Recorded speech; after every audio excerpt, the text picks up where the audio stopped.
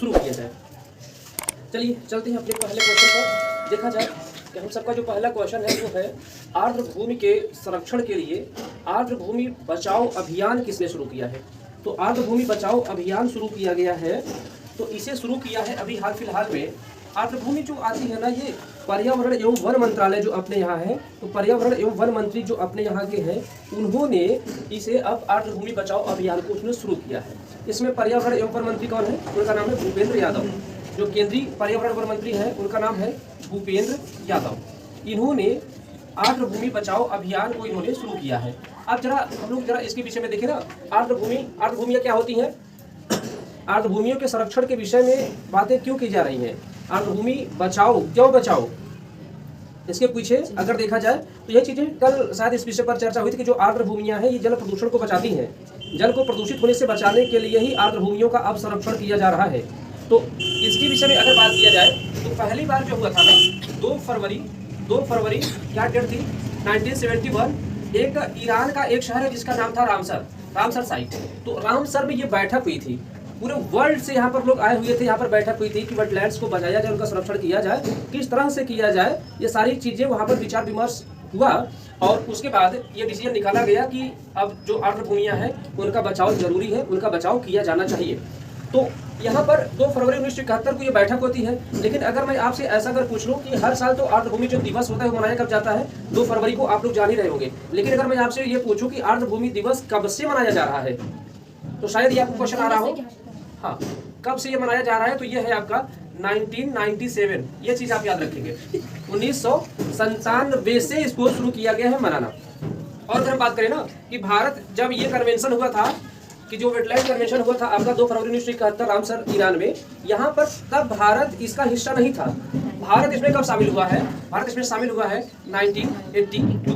भारत इसमें 1982 में शामिल हुआ है। अच्छा चलिए भारत की अगर बात करें तो भारत में अभी कुल कितनी रामसर साइट है, भारत में कुल कितनी है, 75 जो आर्द्र भूमियां हैं। इन 75 आर्द्र भूमियों के संरक्षण के लिए है भारत में। और अगर हम बात करें भारत की पहली आर्द्र भूमि कौन थी, भारत की पहली आर्द्र भूमि कौन थी, जिसका नाम था चिल्का झील। और चिल्का झील की अगर बात करें कहाँ पर है, ये उड़ीसा राज्य में ये है। ठीक है, तो ये कुछ चीजें हैं जो हमारे पहले क्वेश्चन से आई हुई है। अब अगर देखा जाए, अच्छा अगर हम आपसे पूछे ना कि ये जो ईयर है 2023, इस साल इसकी थीम क्या है, जो आर्द्र भूमि है इस साल की उसकी थीम क्या है, अगर हम इसकी बात करें तो उसका थीम है वेटलैंड रेस्टोरेशन।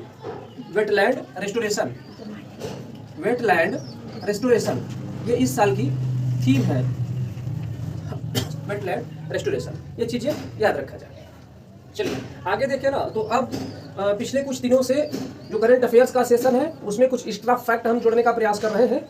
और आज अगर देखा जाए जो एग्जाम के बेस पर अगर उसको देखा जाए तो ये काफ़ी इंपॉर्टेंट होते हैं, और जो एग्जाम में काफ़ी क्वेश्चंस पूछे गए हैं उसी तरह का एनालिसिस करके ये जो एक्स्ट्रा फैक्ट है वो आप लोगों के साथ में शेयर किया जा रहा है। तो आज जो हम लाए हैं कि जो एक्स्ट्रा फैक्ट आप लोगों के सामने कुछ है वो है 16 महाजनपदों की राजधानियाँ। तो 16 महाजनपदों की राजधानियाँ जो है उसे हम लोग याद कर ले, खास करके वनडे के जो एग्जाम्स हो रहे हैं उसमें अक्सर किसी न किसी एक महाजनपद की राजधानी पूछ ही लेता है। चलिए इसे देख लिया जाए। अगर हम बात करें तो चंपा या अंग एक जो महाजनपद हुआ करता था, इसकी जो राजधानी हुआ करती थी वो थी चंपा।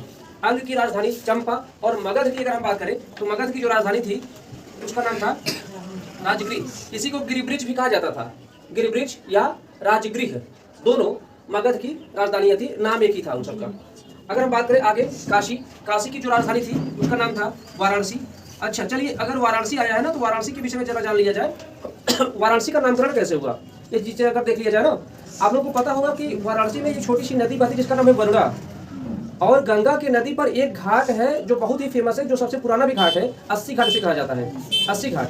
तो वरुणा नदी और 80 घाट दोनों को मिला करके ही जो वाराणसी है उसका नामकरण किया गया है। ये चीज देखते हैं। कौशल, अगर हम कौशल राज्य की अगर देखें तो जो कौशल की राजधानी है वो क्या है, साकेत। कौशल की राजधानी साकेत। और अगर आगे देखा जाए वज्र की अगर देखी जाए तो वज्र की जो राजधानी है वो है वैशाली। वज्र की राजधानी वैशाली। और आगे अगर देखा जाए मल्ल की अगर राजधानी देखें जिसका राजधानी है कुशीनगर।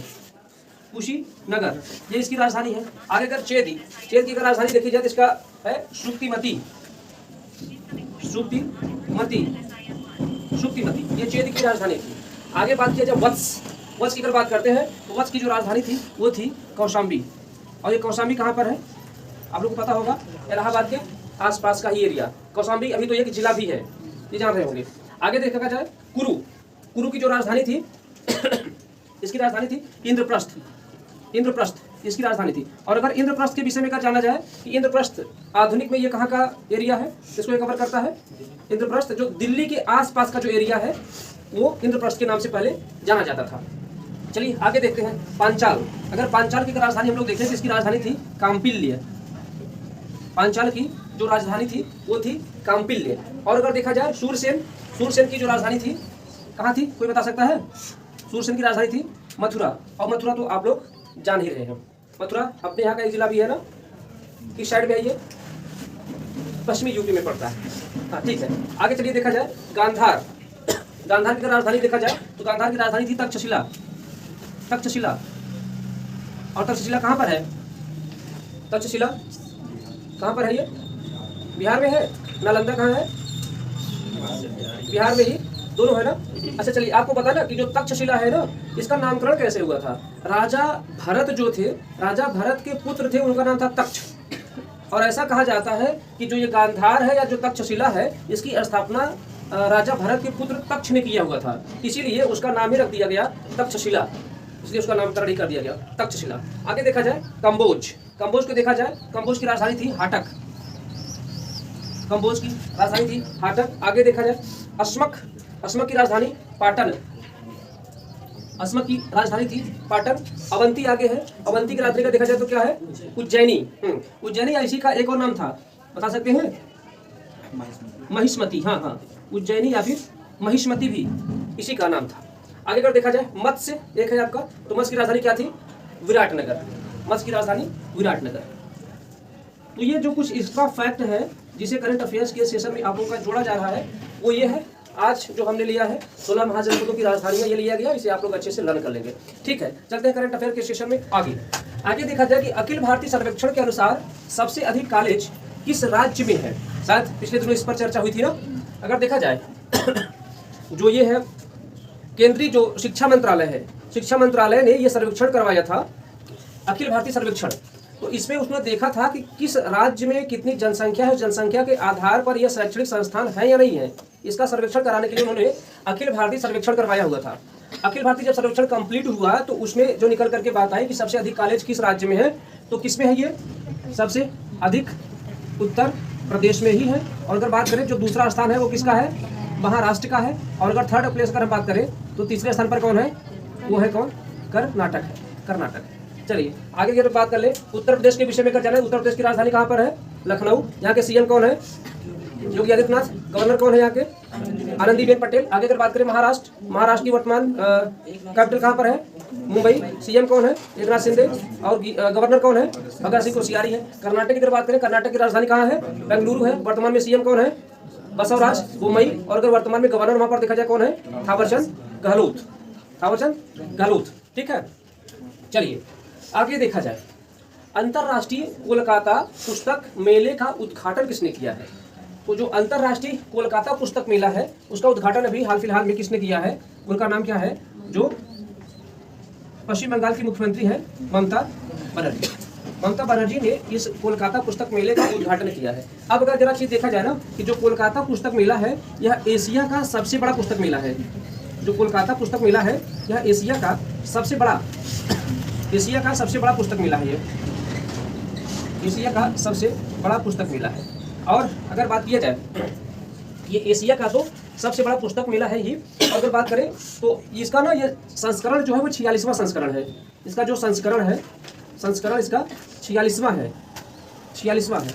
और अगर बात किया जाए कि ये कब से शुरू हुआ है कोलकाता पुस्तक मेले का आयोजन करना, तो इसकी अगर बात की जाए तो 1976 से शुरू ये हुआ। कब से, 1976 से ये शुरू किया गया है कोलकाता पुस्तक मेला। तो इसका आयोजन कोलकाता में ही किया जाता है। कोलकाता कहाँ पर है? पश्चिम बंगाल में है। आप लोग सब कुछ जान ही रहे हैं। अगर इसकी बात की जाए पश्चिम बंगाल की, तो पश्चिम बंगाल की राजधानी कोलकाता है और वहाँ के सीएम कौन है? ममता बनर्जी है। और अगर हम बात करें कि वहाँ के वर्तमान गवर्नर कौन है? डॉक्टर सीवी आनंद बोस उनका नाम है। डॉक्टर सीवी आनंद बोस वहाँ के वर्तमान में गवर्नर। चलिए ठीक, आगे देखा जाए। India UK achievers honours award ये किसे प्रदान किया गया है? India UK achievers honours award अगर देखा जाए तो ये किसे दिया गया है? ये दिया गया है पूर्व प्रधानमंत्री मनमोहन सिंह को। मनमोहन सिंह को ये दिया गया है। मनमोहन सिंह के बारे में अगर देखा जाए, अच्छा एक चीज आप लोग जानते हैं कि मनमोहन सिंह जी की ऐसी तमाम कई किताबें हैं इकोनॉमिक्स पर जो हार्वर्ड यूनिवर्सिटी या फिर ऑक्सफोर्ड यूनिवर्सिटीज में भी पढ़ाई जाती हैं। आजकल आज भी वहाँ पर इनकी लिखी किताबें पढ़ाई जाती है। बहुत ही ब्रिलियंट पॉइंट। मनमोहन सिंह, अगर हम बात करें कि मनमोहन सिंह के विषय में 1991 में एक एलपीजी कार्यक्रम आया हुआ था। एलपीजी कार्यक्रम 1991 में आया हुआ था। क्या था उसका पूरा नाम? एलपीजी का लिबरलाइजेशन, प्राइवेटाइजेशन और जी जो था उसका नाम था ग्लोबलाइजेशन। वैश्वीकरण, उदारीकरण, निजीकरण, ये तीन था। जिसमें अच्छा 1991 तक जो था ना, 1947 में जब हम लोग आज़ाद हुए तो हमारे देश की जो अर्थव्यवस्था थी वो बंद अर्थव्यवस्था थी। और बंद अर्थव्यवस्था क्या होती है कि अपने ही देश में प्रोडक्शन करना और अपने ही देश में ही बेचना। उसे अपने देश उत्पादन हो और जो उसको बेचा जाए वो अपने ही देश में किया जाए, यानी कि विदेशों से कोई लेना देना उस समय तक नहीं था। लेकिन 1991 में जब ये एलपीजी कार्यक्रम लाया गया मनमोहन सिंह जी के द्वारा, तब से जा करके विश्व के लिए हमारी जो मार्केट थी उसे खोल दिया गया और इसका बहुत अच्छा असर देखने को मिला था। 1991 में एलपीजी कार्यक्रम लाया गया और उस समय ये अगर देखा जाए ना तो आरबीआई के ये गवर्नर भी थे।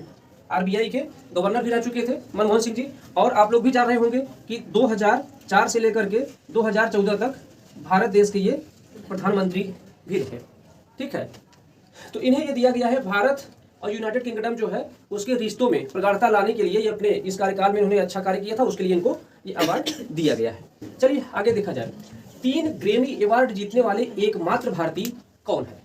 अभी हाल फिलहाल में ग्रैमी अवार्ड दिया गया है। तो ये ग्रैमी अवार्ड जीता गया है किसके द्वारा? उनका नाम है रिक्की केज। रिक्की केज उनका नाम है। रिक्की केज ने 3 ग्रैमी अवार्ड जीतने वाले ये एकमात्र भारतीय है। और अगर आपसे ऐसे बात करूं कि जो ग्रैमी अवार्ड है या किस क्षेत्र में दिया जाता है? ग्रैमी अवार्ड किस क्षेत्र में दिया जाता है? जो ग्रैमी अवार्ड दिया जाता है ये है संगीत के क्षेत्र में दिया जाता है। संगीत के क्षेत्र में दिया जाता है ये जो ग्रैमी अवार्ड है। और अगर हम बात करें कि इसकी शुरुआत कब से हुई है? शुरू हुआ है ये 1959 से।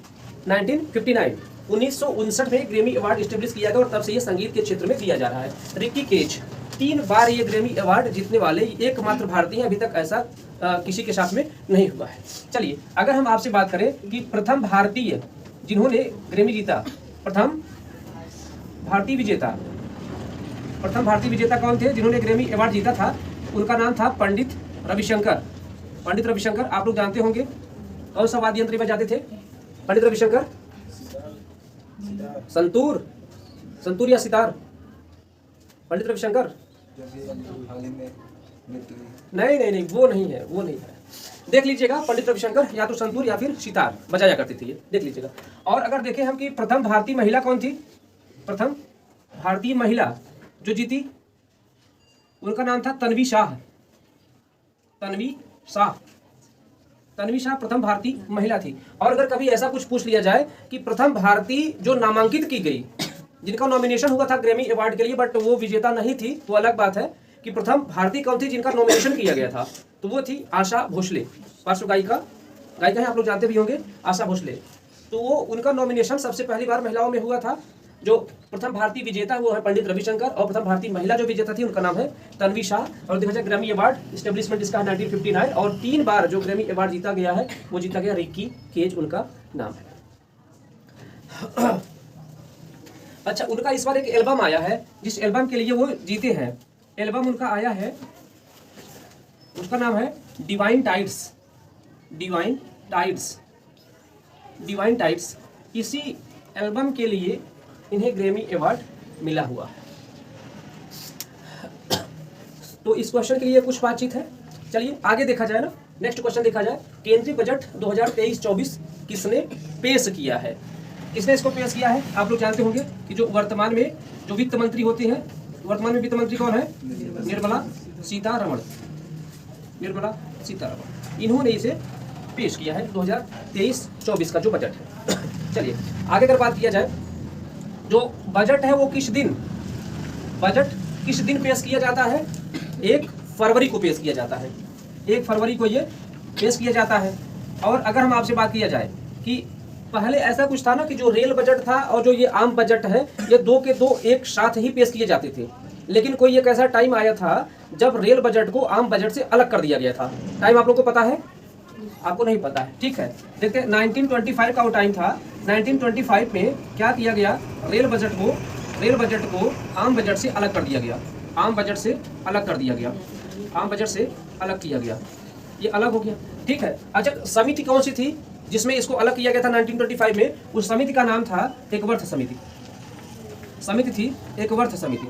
इस एकवर्थ समिति की रिपोर्ट पर ही जो रेल बजट था उसे आम बजट से अलग कर दिया गया। अच्छा, ये बहुत ज़्यादा समय 1925 में इसको किया गया, लेकिन अभी हाल फिलहाल में रेल बजट को आम बजट में ही अब शामिल कर लिया गया है। तो ये शामिल कब किया गया है, ये चीज़ भी हम सबको जाना चाहिए। 2017 में इसे दोनों को एक ही में अब शामिल कर लिया गया है। रेल बजट को आम बजट में शामिल कर लिया गया। रेल बजट प्लस आम बजट सबको एक साथ कर लिया गया। अगर मैं ऐसा कुछ आप लोगों से पूछूं कि 2017 में जो रेल बजट को आम बजट में शामिल कर लिया गया है, तो ये किस समिति की सिफारिश पर शुरू किया गया है? तो यहाँ पर जो समिति है उस समिति का नाम है विवेक देवराय समिति। विवेक देवराय समिति। विवेक देवराय समिति। विवेक देवराय समिति के रिकमेंडेशन पर जो रेल बजट है उसे आम बजट में शामिल कर लिया गया। अच्छा, ये जाना जाए निर्मला सीतारमण के विषय में। निर्मला सीतारमण ऐसी वित्त मंत्री है ना कि जो लगातार 5 वर्ष तक मतलब एक अपने कार्यकाल में लगातार 5 वर्षों तक बजट पेश करने वाली ये 6वीं वित्त मंत्री है जो लगातार 5 वर्षों तक वित्त मंत्री रहे। और ऐसी ये 6वीं वित्त मंत्री है जो लगातार 5 वर्षों तक ये बजट को पेश की हुई है। और एक फैक्ट इनके विषय में जाना जाए ना कि ये एकमात्र महिला वित्त मंत्री है जो लगातार 5 वर्षों तक बजट को पेश की है। तो ये चीज ध्यान देना है ना कि लगातार 5 वर्षों तक एकमात्र ये महिला वित्त मंत्री है जो लगातार 5 वर्षों तक बजट को ये पेश की हुई है, ठीक है। अगर इसमें और कुछ अगर देखा जाए, स्वतंत्रता के बाद अगर देखा जाए तो स्वतंत्रता के बाद पहला बजट किसने पेश किया था? स्वतंत्रता के बाद पहला बजट किसने पेश किया हुआ था? उनका क्या नाम था? R Khadmukham Shetty. R Khadmukham Shetty. R Khadmukham Shetty उनका नाम था। शेट्टी या शेट्टी? आर खड़मुखम शेट्टी उनका नाम था, जो स्वतंत्रता के बाद पहला बजट पेश किए हुए थे। तो ये कुछ चीजें हैं जो आज के करंट अफेयर के सेशन में थी। इसे आप लोग अच्छे से पढ़ते रहिएगा। बाकी मिलते हैं अगले दिन अगले वीडियो लेक्चर के साथ में। तब तक आप लोग अपना ख्याल रखें, अच्छे से पढ़ाई करें। धन्यवाद।